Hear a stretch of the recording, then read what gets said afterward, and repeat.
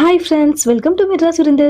இன்றைக்கி நம்ம பஞ்சு மாதிரி மெத்துன்னு சாஃப்டான குழி பணியாரம் இன்ஸ்டண்ட்டாக எப்படி செய்கிறதுன்னு தான் பார்க்க போகிறோம். குழி பணியாரத்துக்கு மாவு ரெடி பண்ணணும்னா அரிசி ஊற வச்சு அரைச்சி ஓவர் நைட் அந்த மாவு விட்டால் தான் பொங்கி வந்ததுக்கப்புறமா மறுநாள் குழி பணியாரம் செய்ய முடியும். நான் சொல்லி கொடுத்துருக்க இந்த ட்ரிக்ஸ் படி மாவு ரெடி பண்ணி பாருங்கள். 2 மணி நேரத்திலே மாவு ரெடி பண்ணி குழி பணியாரம் செஞ்சிடலாம். சரிங்க ஃப்ரெண்ட்ஸ், இந்த ரெசிபி எப்படி பண்ணுறதுன்னு வீடியோக்குள்ளே போய் பார்க்கலாம். 2 கப் அளவுக்கு பச்சரிசி எடுத்துக்கோங்க. இந்த பச்சரிசி 3-4 முறை தண்ணி சேர்த்து நல்லா சுத்தமாக வாஷ் பண்ணிக்கணும். ரேஷன் பச்சரிசி இருந்தாலும் பயன்படுத்திக்கலாம். அதில் டஸ்ட்டு கொஞ்சம் அதிகமாக இருக்கனால அரிசி வாஷ் பண்ணும்போது கல் உப்பு சேர்த்து வாஷ் பண்ணிங்கன்னா அரிசி நல்லா வெள்ளையாக கிடைக்கும். அது மட்டும் இல்லாமல் டஸ்ட்டு முழுவதும் போயிடும்.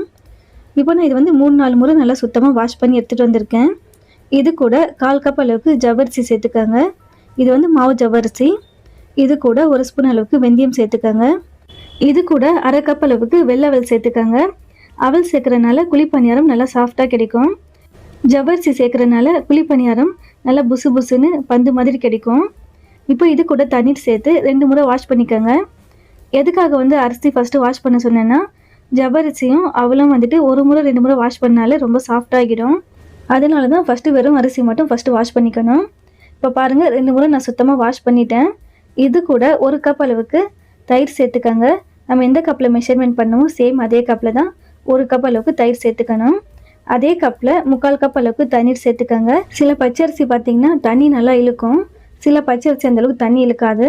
ஸோ நீங்கள் 1/2 கப் சேர்க்குறதுனாலும் சேர்த்துட்டு ரொம்ப ட்ரை ஆகிடுச்சின்னா அதுக்கப்புறமா 1/4 கப் சேர்த்துக்கோங்க. இது எல்லாமே ஒரே ஈவனாக இருக்க மாதிரி கலந்து விட்டுக்கோங்க. இப்போ இந்த அரிசி 2 மணி நேரம் வரைக்கும் ஊற வச்சுக்கணும். ஒரே ஈவனாக கலந்தாச்சு. இப்போ ஒரு மூடி போட்டு மூடி வச்சுடுங்க. கம்பல்சரி 2 மணி நேரம் வரைக்கும் ஊறணும். இப்போது 2 மணி நேரம் ஆயிடுச்சு. ஓப்பன் பண்ணி பார்க்கலாம். பாருங்கள், நல்லா சாஃப்டாக ஊறி இருக்குது.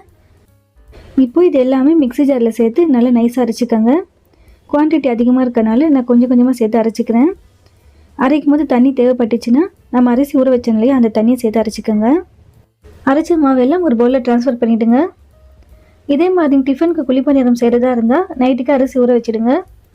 ஈவினிங் டீ டைம் ஸ்நாக்ஸுக்கு செய்கிறதா இருந்தால் லன்ச் டைமில் ஊற வச்சுட்டு செஞ்சிங்கன்னா கரெக்டாக இருக்கும். இதே நைட் டின்னருக்கு செய்கிறதா இருந்தால் ஈவினிங் டைமில் அரிசி ஊற வச்சு அரைச்சிக்கலாம்.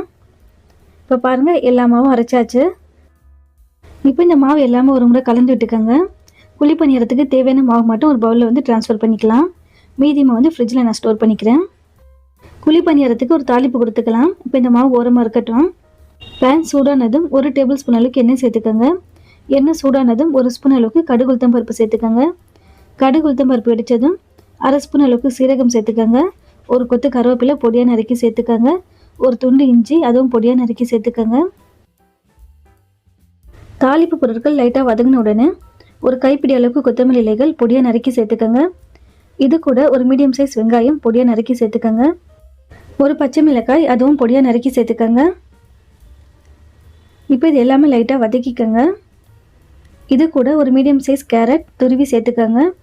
வெங்காயம் கேரட்னா ரொம்ப நேரம் வதங்கணும்னு அவசியம் இல்லை. ஜஸ்ட்டு ஒரு 2-3 நிமிஷம் மட்டும் வதக்கினா போதும். இப்போ பாருங்கள், இந்த அளவுக்கு வதங்கிட்டால் போதும். ஸ்டவ் ஆஃப் பண்ணிடலாம். வதக்கின பொருட்கள் எல்லாமே குழி பணியார மாவில் சேர்த்துக்கோங்க. கேரட்டுக்கு பதில் குடைமிளகாய் பீன்ஸ் இருந்தாலும் சேர்த்துக்கலாம். உங்களுக்கு விருப்பமான வெஜிடபிள்ஸ் எதுவாக இருந்தாலும் சேர்த்துக்கோங்க. இப்போ இது எல்லாமே ஒரே வேணால் மிக்ஸ் பண்ணிவிடுங்க. மாவு பதம் பாருங்கள், தோசை மாவு கன்சிஸ்டன்சி இருக்கும் இல்லையா, அந்த அளவுக்கு தான் மாவு இருக்கணும். இப்போ இது கூட சுவைக்கேற்ப உப்பு சேர்த்துக்கோங்க. 2 பிஞ்ச் அளவுக்கு சோடா உப்பு சேர்த்துக்கோங்க. சோடா உப்பு ஒரே வேணால் மாவில் மிக்ஸ் ஆகிறதுக்கு கொஞ்சமாக தண்ணி சேர்த்துட்டு மிக்ஸ் பண்ணிக்கோங்க. குழி பணியாரத்துக்கு மாவு அரைச்சதுமே உடனே குழி பணியாரம் ரெடி பண்ணிக்கலாம். மாவு பொங்கி வரணும்னா வெயிட் பண்ண வேண்டாம். ஏன்னா நம்ம தயிர் சேர்த்துருக்கனால பொங்கி வந்த மாவு டேஸ்ட் எப்படி கொடுக்குமோ சேம் அதே சுவையில் தான் இருக்கும். குழி பணியார மாவு இப்போ ரெடி ஆகிடுச்சு. இதுக்கு சைட் டிஷ்ஷாக ஒரு சட்னி ரெடி பண்ணிக்கலாம். 4 சில்லு தேங்காய் சின்னதாக கட் பண்ணி மிக்ஸி ஜாரில் சேர்த்துக்கோங்க. அதாவது பாதி தேங்காய் முடியல 3/4 அளவுக்கு இருக்கும். இது கூட 4-5 அளவுக்கு சின்ன வெங்காயம் சேர்த்துக்கோங்க. சின்ன வெங்காயம் சேர்க்குறதுனால சட்னி ரொம்ப சுவையாக இருக்கும். சப்போஸ் சின்ன வெங்காயம் இல்லைன்னா பெரிய வெங்காயத்துலேருந்து சின்னதாக ஒரு பீஸ் கட் பண்ணி சேர்த்துக்கோங்க. 2 பூண்டு பல் தோல் நீக்கிட்டு சேர்த்துக்கோங்க. கொஞ்சமாக புளி சேர்த்துக்கோங்க. 3 வரமிளகாய் சேர்த்துக்கோங்க. காரம் உங்கள் சுவைக்கேற்ப நீங்கள் வரமிளகாய் சேர்த்துக்கோங்க.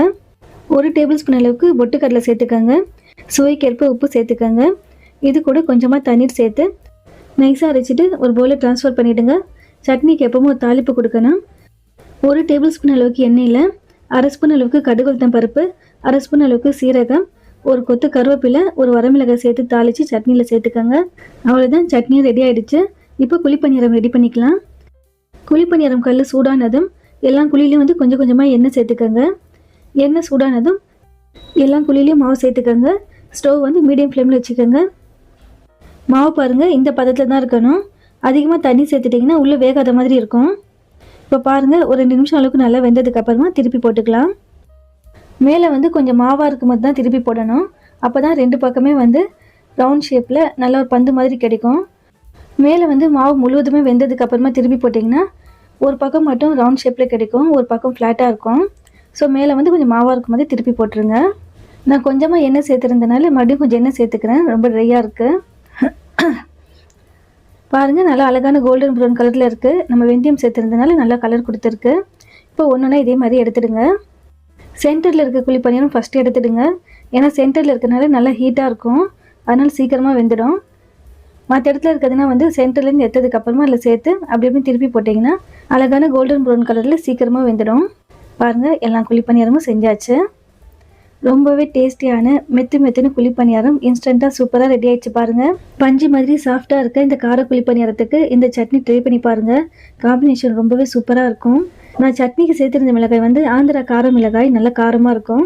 கலருக்காக ஒரு காஷ்மீரி மிளகாய் சேர்த்துருந்தேன். இந்த சாஃப்டான குழிப்பணியாரமும் இந்த காரமான சட்னியும் ட்ரை பண்ணி பாருங்கள். எத்தனை குழிப்பணியாரம் சாப்பிட்டோன்னே தெரியாது, அந்த அளவுக்கு சாப்பிட்டுட்டே இருக்கலாம். ரொம்பவே சுவையாக இருக்கும். கண்டிப்பாக ட்ரை பண்ணி பாருங்கள் ஃப்ரெண்ட்ஸ். இந்த ரெசிபியில் உங்களுக்கு ஏதாவது டவுட்ஸ் இருந்தாலும் கமெண்ட்ஸில் கேளுங்க. எப்போவுமே சொல்கிற மாதிரி தான், உங்களுக்கு இந்த ரெசிபி பிடிச்சிருந்துச்சுன்னா கண்டிப்பாக வீட்டில் ட்ரை பண்ணி பாருங்கள். ட்ரை பண்ணி பார்த்துட்டு எப்படி இருக்குன்னு என் கூட கமெண்ட்டில் ஷேர் பண்ணிக்கோங்க. ஃப்ரெண்ட்ஸ், ஃபேமிலி, ரிலேட்டிவ்ஸ் வேறு யாருக்காவது இந்த ரெசிபி தேவைப்பட்டாலும் இந்த வீடியோ ஷேர் பண்ணி விடுங்க. மறக்காமல் நம்ம மெட்ராஸ் வந்து சேனலுக்கும் சப்ஸ்கிரைப் பண்ணிக்கோங்க. தேங்க்யூ.